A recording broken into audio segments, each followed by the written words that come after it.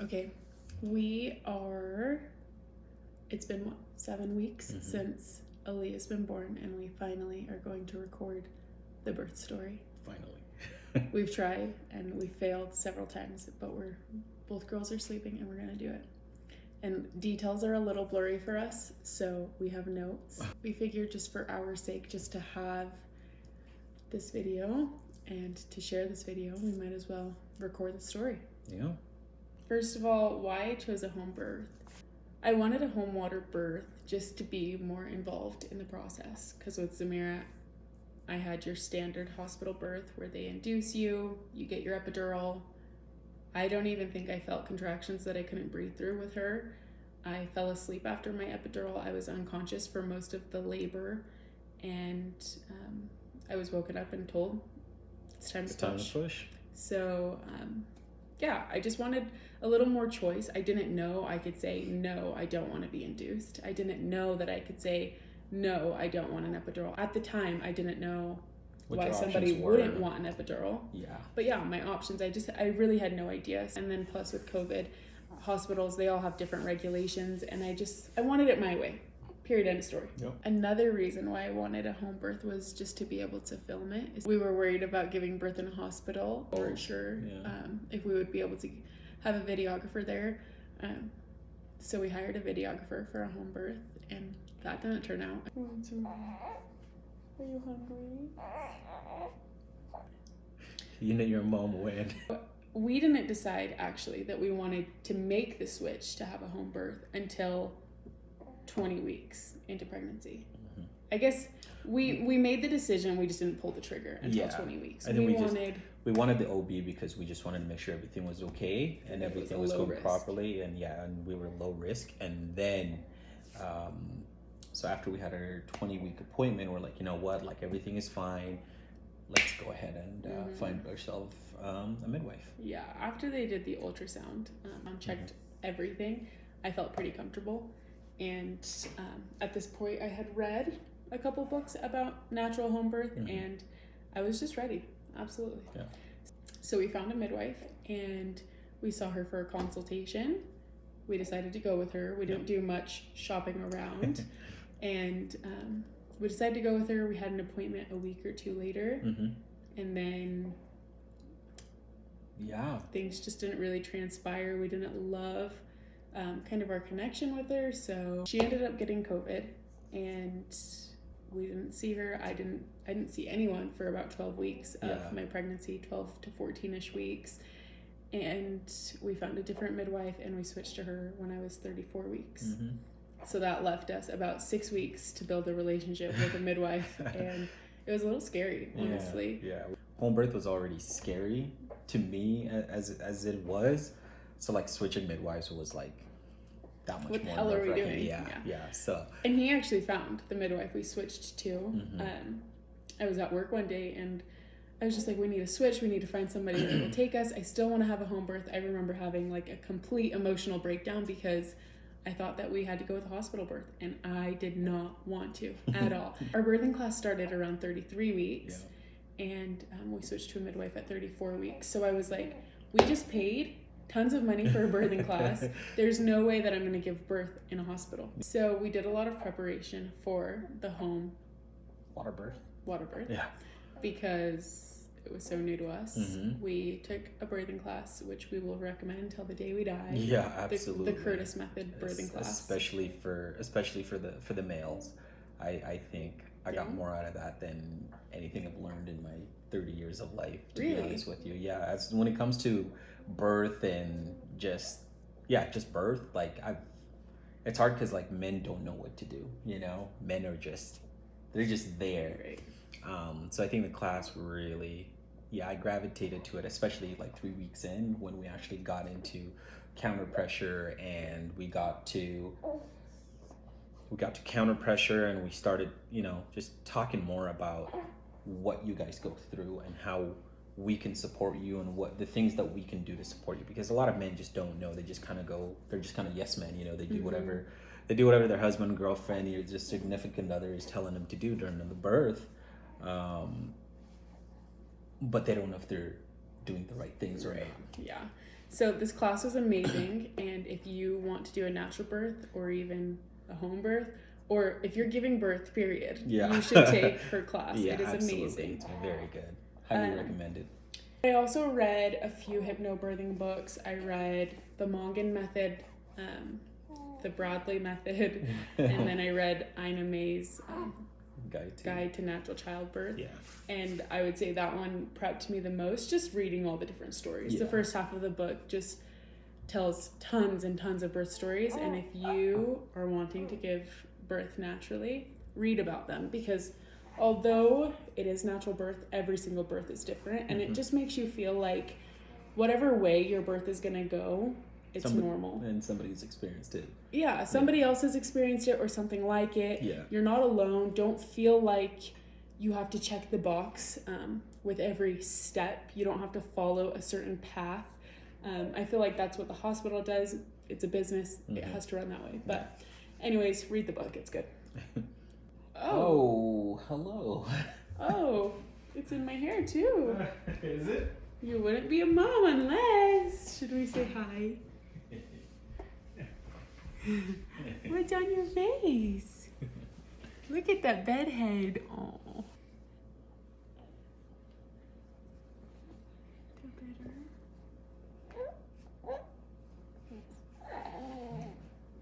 Quick intermission. Yeah, absolutely. She was due February 8th, which was a Monday, and I had on and off Braxton Hicks for weeks. Yeah, they started very early this time. Yeah, and I feel like they picked up a little toward the end, which I think is completely normal. But every single time I had them, I was always like, "Is this birth? I think this might be birth," and it never was. I think I'm there. It never was. But everyone gets anxious. Yeah, I felt good. I never got a cervical exam. So that's what's a little different about going with a midwife, is you don't get routine cervical exams, I guess, unless you want to. Yeah. But that was very different compared to Zamira's birth. Every single week when I went to my weekly appointments, they would check me to see how far along I was. This time, I didn't want to know at all. I didn't want somebody's fingers up there. So the week that I gave birth, we went to our normal appointment on a Tuesday. Which was our last appointment. Yeah. That I was 39 weeks, right? You were 39 weeks the Monday. We had our appointment on the Tuesday. Right. So yeah, we went to that appointment and we were just praying that she was going to come that week and that it was our last appointment and that we weren't going to go over. Our midwife was like, "I have a good feeling that we're going to see you this weekend." And I did too. I was hoping. In case I didn't go into labor that weekend, I booked a massage, labor stimulation massage. And this girl has like an 80% success rate. So like if you are at the end of your pregnancy and you just want to get labor going, your full term, she'll give you a massage. And literally 80% of the people that she's given this massage to go into labor within 48 hours. Yeah, like super soon. Yeah. So I booked that for the day after our appointment, the Wednesday. And I actually like reached out to her and I was like, "Please put me on your cancellation list. I know you're booked, but I am done." Like, she put me on her cancellation list, and that was for Wednesday. So I was really excited. Like, once I booked that massage, I was like, I can get through the rest of this pregnancy. Yeah. I can. Got a little drool there. Oh, a little spit up. So I was really excited for that. It didn't go as planned because I woke up Wednesday morning at 3 a.m. with contractions. And I could not mistake them for Braxton Hicks. They were full-blown contractions. And I immediately woke up Izzy. Like, I think I had maybe 2. And I was just trying to gauge, are these real? Okay, these are real. So I woke up Izzy. I was like, "I'm in labor. This is happening." Yep. We got super excited. Zamira was laying in bed with us. And Izzy and I just started talking about how excited we were and what we needed to do in order to prep. And we started timing them. Yeah. And they were 7 minutes apart. They were very frequent. Like, 7 minutes apart. But Zamira also she just kept getting like in your space. Zamira she wanted to lay on my chest, and with the time. belly out to here plus contractions, Just I could not. I looked at Izzy and I was like, I think it's time for you to take her into her room. So my contractions, at this point, they were 7 minutes apart and about 50 seconds long. None of them exceeded 60 seconds. Yeah, the whole time. Are we dancing? Are we dancing? Nah. Hello. Say hello, mother. My contractions were 7 minutes apart and 50 to 60 seconds long. And I'm going to preface this entire video with the fact that I was told not to call the midwife unless unless my contractions exceeded 60 seconds. I'm just going to put that out there. It will make sense in a little bit. But my contractions weren't over 60 seconds at this point. They started at 3 a.m. and around, I think, 7 o'clock in the morning, I was shaking through them. I couldn't quite breathe through them. I wasn't focused. I was tired. So I decided to get in the bathtub to see if it would provide any relief. And it did. I remember feeling like a big heating pad was like put around me, and it felt great. My contractions slowed down to like anywhere 10 minutes apart, 14 minutes apart. Some I would say like a half hour apart. Yeah. The intensity of them didn't slow down. They were still pretty strong, but they definitely slowed down in frequency. 8:30 rolls around, Zamira wakes up, and I had to haul her from the bed and tell Izzy to go get her. And he got her and took her downstairs to eat, and I stayed in the bath for a little longer. Then I got out and I did journal, and I wish that I could like share my journal entry because it's just like straight emotion how I felt going into labor. I knew it was the day that I was either going to go into labor or the day I was going to give birth, or I was going to give birth the next day. While I was in the bath, I made a to-do list of everything we needed to do just to prepare for the water birth. Well, yeah, we knew we were giving birth today or the next day. Yeah, or the next day. And, you know, to back up a little bit, I think on the weekend we were like, she's coming this weekend. Yeah. So we cleaned and we kind of got everything prepped, and then nothing happened through the weekend. So the house kind of got messy again, you know, with a toddler running around, it's bound to happen. So the house got messy again, and we just weren't as organized as we were on, you know, let's say the Friday or the Saturday. So yeah, when you woke up, you kind of were just like, all right, we got to hit all of these things. And they were little things, like we needed to get a few things from Target. We needed to put the diffuser in the birthing room, and just little things. Yeah. And so I made a to-do list, but I also canceled my freaking massage that was scheduled. And I'm so mad about it because I really wanted to get a massage, but that's okay. So as the day went on, Izzy started daddy nesting. He's the one that cleaned the house from top to bottom. I have never seen this guy so task-oriented. It was like kitchen, living room, bathrooms, lay out snacks for the midwives, do this, do that. Like he was just checking things off the list. Your mom texted you while we were having breakfast and asked if she could come over because you texted her earlier in the morning. You were like, hey, it's getting real. I think I went into labor at 3 o'clock this morning, and she was at work at the time, and she asked if she could come visit. Stop by on her way home. When she got off work. And she did, and we just made a plan whether or not the baby was going to be born that night, because my contractions had slowed down a lot. Yeah. Like there were times that I didn't get a contraction in the entire hour. Yeah. I was kind of bummed because I thought maybe it was just false labor and maybe it's going to be a week from now that I have my baby. But regardless, we made the plan for my mom to come and get Zamira that night so that I could just get some rest at the very least. Yeah. Whoa! Give it to her. Come on. All right. No. Well, so the day went on, and Zamira went down for a nap, and Izzy went out to Home Depot, Target, Walmart, all the places. Just ran all the, picked up everything that we needed that we didn't have in the home, and I was gone for probably a couple of hours. Yeah. So I put Zamira down for her nap, and I decided to try to take a nap. So I went in the birthing room, laid on the bed that we had in there, got some clary sage diffusing because that's supposed to stimulate labor, speed it up if it slows down. So I actually fell asleep for an entire hour. I didn't wake up to one contraction. The day progressed. Contractions were still all over the place. They were still intense. And still none of them had exceeded 60 seconds. And at this point, and I think it was exactly 4:30, I would have to check my phone, but I wanted to take some photos of our family of 3 for the very last time. And I really, like, we even got the little tripod set up, and I was just like determined to get pictures of our family, cute pictures. And we tried. We failed.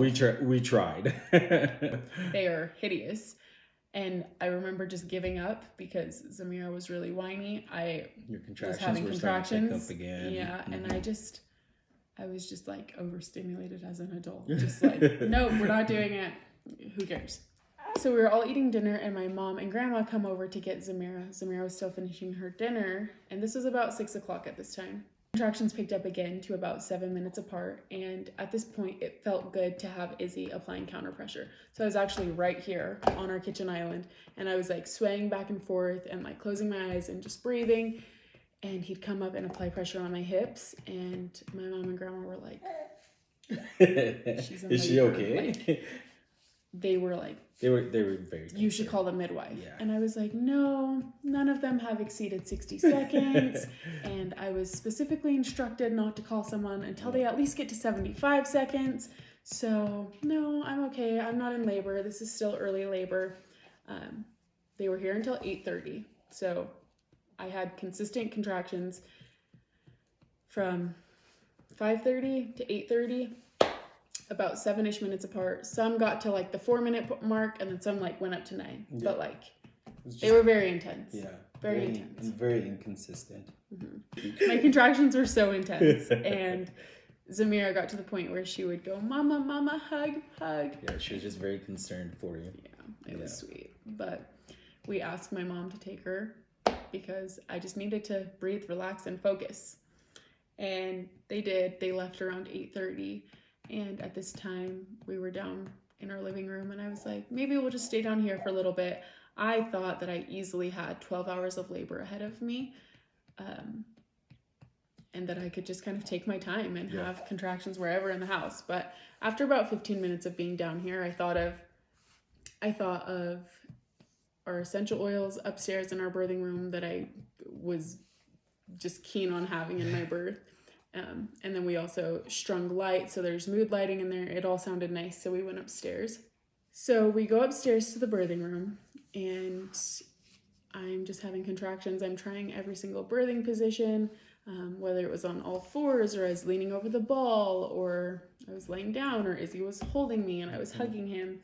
And as soon as we got up there, we figured it was a good idea to notify the midwife, or the assistant midwife. Just let her know that I was having contractions. They were pretty regular. I just kind of gave her a heads up. Yeah. I remember having contractions in the birthing room and just needing to breathe through them. I asked Izzy to go get me a heat pad because I just thought it sounded nice on my lower back. So he did, and it helped a lot. It did. Like, especially the first 3 contractions, you were like, oh my God, this is just amazing. What I needed. Yeah. And not long after, our midwife called me, and we answered the phone and had a complete normal conversation with her. It was 9:17 at this point, and we were just talking to her, telling her how the day went. We were laughing. I was fine. I would just talk to her in between contractions. She even told us after the fact, you were laughing on the phone with me. I didn't know it was going to progress so fast from there, because she didn't even think that I was super progressed, really. Where are you going? She assumed that by about 1 a.m., all of the midwives would be over and just hanging out until the baby comes. Yeah. And I was like, cool. We've got a few hours. It's not even 10 o'clock. It's 40 minutes until 10, and I think I can continue getting through these. Yeah. Our midwife suggested that Izzy start setting up the birthing pool because it takes 30 to 60 minutes to get it set up and get it filled up, right? Yeah. So, I just started setting it up. I got the hose out, and I just started setting it up, and I took it. And he was setting up the birthing pool and then helping me through a contraction. Setting up the birthing pool, helping me through a contraction. Wow. Hey. And they were pretty intense at this point. I felt the need to moan through them. So I was moaning the word "oh" through every contraction. And I will be 100% honest when I say I didn't feel pain in labor at all unless I was part of the way through a contraction and then Izzy ran in and put his hands on me. Yeah. Then I would like tense up. It would like scare me. Yeah. And then I felt so much pain and I like started tensing up myself and I couldn't get through the contraction. So if Izzy was already there and like massaging my back and then the contraction hit, you were fine. But I was so fine. And I could breathe through it. I could moan through it. I didn't tense up. My fists weren't clenched. Like it was so beautiful. But yeah, that was the only time that I felt pain. My moaning got to be very animalistic. Like, it wasn't even O anymore. It was, you know. Yeah. I didn't even think I was capable of making the noises that I was making. But it happened, and I don't remember this part. Izzy told me this after the fact. So I wrote out my birth story after she was born, and I left out this part because I truly, honestly don't remember it. But I guess I fell asleep. Yeah, there was a contraction that I ran in and I put the heat pad on you. It was very uncomfortable, so I took it off. And then I just started applying counter pressure and we got through that contraction. I was like, "Are you okay?" And you're like, "Yes, I'm totally fine." So you just laid on the floor on your side. And I was like, okay, I'm gonna go back into the bathroom. I'm gonna continue setting up this hose, and I'm gonna start getting the water into the what do you call it, birthing pool. And the minute I left the room, I came back in a couple of times, and you were just laying on your left side, and you had your arms just underneath your head like this on your cheek, and you were just passed out. And I was confused for a second because I was like, is she asleep? And I didn't want to disturb you because, I mean, you're pretty freaking tired at this point.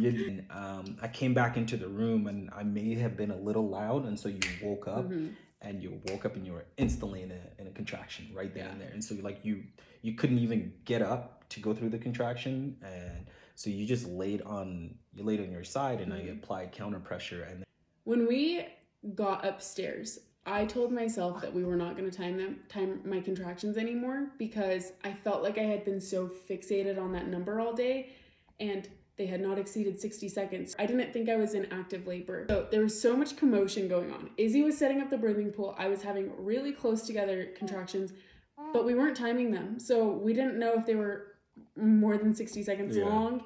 And we didn't even think to call the midwife. Let me just say that. Like, people are probably going to be like, they're so stupid for not calling their midwife. But I was delirious. I didn't know I fell asleep. Your mind wasn't there. And I'm hysterical, scrambling, trying to get this, birthing pool all set up. Looking back now, and with everything that we learned in our birthing class, everything happened the way, like, the second I started moaning, I was in transition, and we should have called the midwife immediately. At that moment, yeah, absolutely. But again, we were both just delirious, and we didn't even think about it. And every single time I did think about it, I was like, "Oh, I have 12 hours ahead of me," or "Oh, our midwives aren't going to get here until 1 a.m." Yeah. So I just didn't think. I was in denial that I was in active labor. I stood up from a contraction and I felt like I needed to pee. And I remember as soon as it got over, I like rushed to the bathroom because I knew I had maybe a couple minutes before I had another contraction. Yeah. So I rushed to the bathroom. I sat down and I couldn't pee. I was like, what's going on? I have the urge to pee, but I don't have to pee. Yeah. And immediately I had a contraction. So Izzy comes running in, helps me through the contraction, and I'm sitting on the toilet. So I'm like trying to like let him lift all my body weight, and he was trying to apply like counter pressure to my hips, and yeah, that happened. And after that contraction, it felt real. Like, I think that's the first time I was like, oh my God, I'm in active labor. This is it. This is real. And so I told Izzy, get a hold of the midwife. Like, that was so intense. Get a hold of the midwife. I ran into the birthing room to grab my phone. I dialed the assistant because that's what we were instructed to do. As I was coming back to the bathroom, I was calling her and the phone just kept ringing and ringing and there was no answer. So I hung up. And as I came back into the bathroom, you instantly went into another contraction. So back to back. Yeah. So I threw the phone down. I helped you through that contraction. So I looked at Izzy and I go, I feel like I need a push. And he's looking at me like, you're sitting on a toilet. Like, just push. You have to pee. Push and the pee will come out. Yeah. He was on his knees, kneeling in front of me because he was applying counter pressure around my hips. And as I started peeing, my legs were like this. And my water broke in his face. Like, cat reflex. Whoa. So I just tried to dodge it as fast as I could. The best part was, he looks at me and goes, babe, as if I had like peed on him. And he legit thought I peed on him. I didn't even think about the water breaking. That's how out of it we both were, really. Even though I heard a pop, Yeah. So then, after my water broke, I had to tell Izzy, that was my water. It just broke. I didn't pee on you. But then he picked up his phone and he called our midwife. And she heard me moaning in the background because I still felt the urge to push. Yeah. And, well, I was pushing. And she's like, oh, I hear Sabrina. I'm on my way. She was getting in her car. And she lives 20 minutes away. Yeah. And I was pushing. And we didn't have anyone here. It was just me and him. And I got curious. I'm like, I think this is real. So I got down and I looked underneath while we had the midwife on the phone. Mm-hmm. And I was like, oh. She's bulging. Like, the baby is, like, it's there. And then the midwife was like, you guys are doing great. Sabrina, great. Just keep breathing. And she was so calm and hears me freaking out. It's like a yoga instructor. Yeah, like, just doing great. The baby's gonna be here soon. Yeah. Keep breathing. I'm on my way. And yeah, so she started coming, and I told Izzy I need to push again. So this is my second push. I pushed, and next thing you know, baby's crowning, and I put my hand down there, and I was like, oh. That's my baby's head. And I remember thinking, how is the rest of her head going to come out? Because I could feel maybe like this much of her head out, and I could feel her hair. Yeah. And I remember from our birthing class and from all the books that I read that this point is so important to just not forcefully push, but just breathe. So all I could think of was breathe. And our midwife was like, keep breathing, Sabrina, keep breathing. So as much as he was freaking out. Yeah, here's me. Again, as soon as you went through that, I looked down and I was like, baby's head is here. Yes. And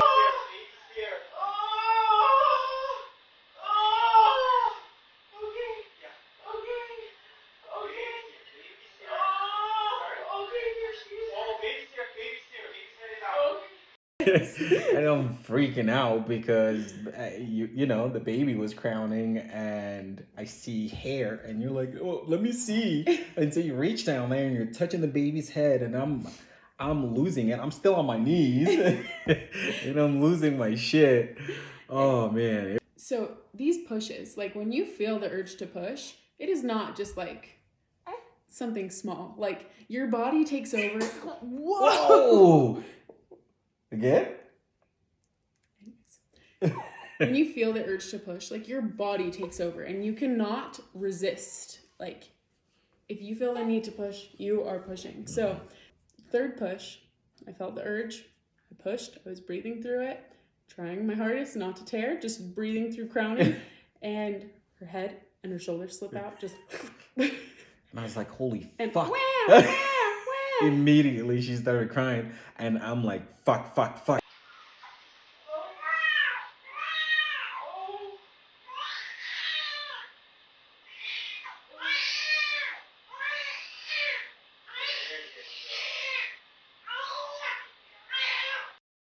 Like the second her head slipped out, she started just crying. Then the shoulders came out like half a second after that.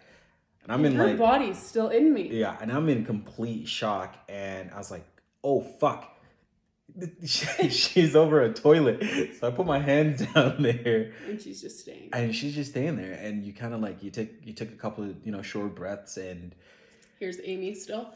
Next push, her whole body's going to come out. And just lift her up and put her on your chest. So, sure enough, 10 seconds later, yeah. Baby slips out. Izzy catches her right before she hits the toilet water.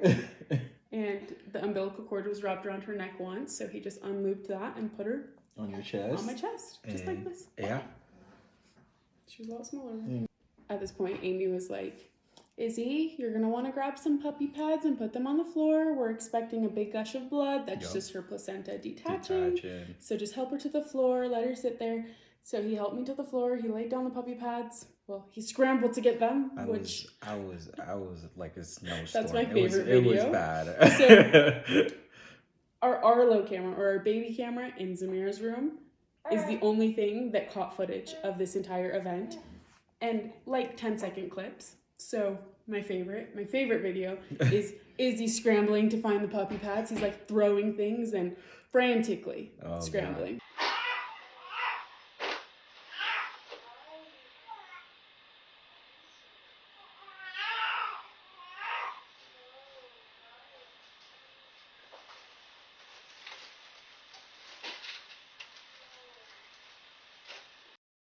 I sat on the floor and our midwife was like, you can fill up the bathtub and you can get in the bathtub to deliver the placenta if you want, and warm water for you and the baby. And it sounded nice. So Izzy filled up the bathtub.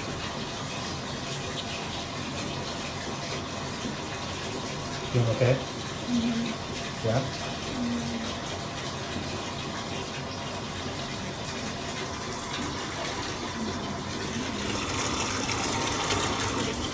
It's definitely a girl. What? She's definitely a girl. That was so unexpected, so fast. Yeah. It came so fast.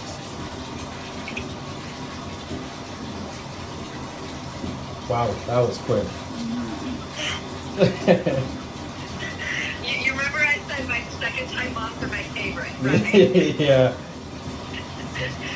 Honestly, I thought, well, we'll probably be over by 1 a.m. Like, it sounds like it's, going really well. Is she kind of fishing around, or? Yeah, she is a little bit. Oh, awesome. That was a fast birth for her, too. Yeah, it was.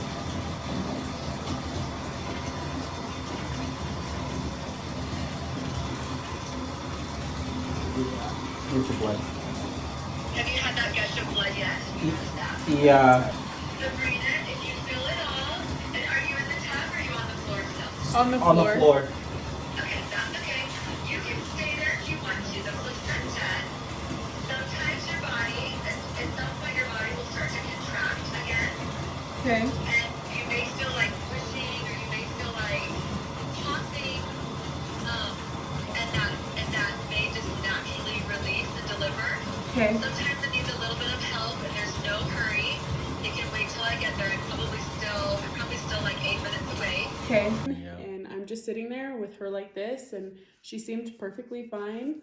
She was breathing, and yeah, she was quiet. She's very quiet and content, and yeah, just the happiest little baby. And I just sat on the edge of the bathtub when you guys were in there, and just kind of took a deep breather. And so next thing you know, we heard footsteps. I'm in the bathtub. We heard footsteps coming up our stairs, and we hear, it's me. And we're like, who is that? Because we didn't know we left our front door unlocked, and the assistant midwife that we called and didn't answer was running up the stairs. And she gets there, checks the baby's vitals. The baby was completely healthy. Yeah. And she helped us cut the cord.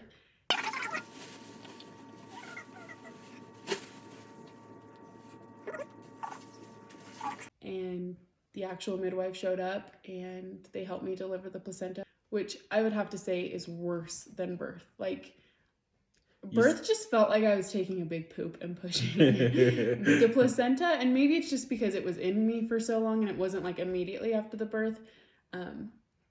It was very uncomfortable. Yeah, you seemed very uncomfortable. And they helped me get into bed with the baby, and they checked me for tearing. Not one tear. I tore with Zamira, not with her, and I will credit it all to our birthing class teacher. Absolutely. Because without her, I would have torn, I'm sure. Then they measured and weighed Aaliyah, and she was 7 pounds, 14 ounces. Izzy actually weighed her. Mm-hmm. Well, here we go. Oh, I think she's turning. She's used to being squished. She's good. Oh, she's just petite. She almost 8? Yeah, so I'm seeing Um, 7'10". 7. Or I guess 7'14". Which one's 2? Yeah. Is it 1 7'14". before the Yeah. 8? Okay. So 7'14". Wow. What was Zamira at? 7'7". Oh my goodness. And she had a big ol' head, 14 inches in circumference, and I just pushed that out. It felt like a big poop. She's 21 inches tall. Oh yeah. Mhm. From here, our midwives brought me like a snack tray. Our midwife went downstairs, She cut up some apples. cut up and- apples, yeah. got some oranges, some bananas, Yeah. all of the snacks that we had prepared. For them and for us. Yeah, she made me a plate of food. Yeah. And one thing we completely left out is I walked in the bathroom at 9:53. I caught that on the baby monitor. Aaliyah was born at 10:01. Literally 8 minutes from the second I sat on the toilet to the time that her whole body came out of me. It was just 8 minutes, and 8 minutes life happened. It's just crazy to me. But then they cleaned up the birthing pool that we never got to birth in, and Yeah, the put mess that in the away. bathroom because it looked like a crime scene. And yeah, then they checked in on us again before leaving, and we got one picture as a family, and then Yeah. they left. They said bye and they left. You fell asleep very shortly after that, and she was also asleep, and I kind of just sat there. Yeah, that is the story of how Aaliyah was born. Yep.